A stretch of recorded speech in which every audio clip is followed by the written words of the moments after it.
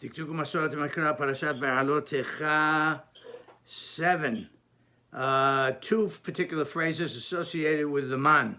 First of all, Perek Yud Aleph Pasuk Zayin, and then a second part in Pasuk, the end of Pasuk Het.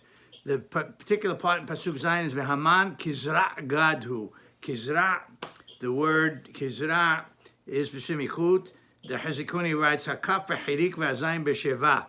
It should have been, without the correct grammar, it would have been a Sheva under the Kaf, a Sheva under the Zayin, Kezera, God. But of course, we never have a case where you have two Shevas in the beginning of a word, particularly Shevana. You never have two together, and particularly in the beginning of a word.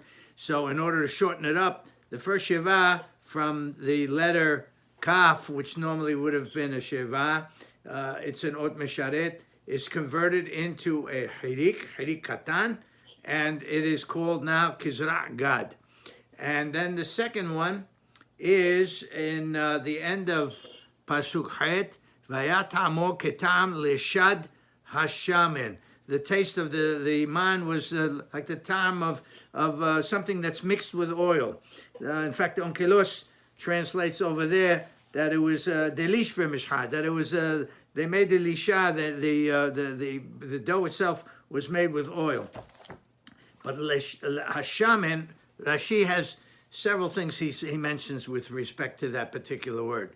First of all, he says achshav shehamem nakud patach katan. Patach katan here, according to Rashi, is a segol today. And he says, Ve'atam tahad hashin, and the ta'am is mile'el tahad hashin, lashon shemenhu. He's trying to understand, is this really shemen or not, something like oil, the word for oil or not? So Rashi brings two proofs. He brings, first of all, the fact that it's the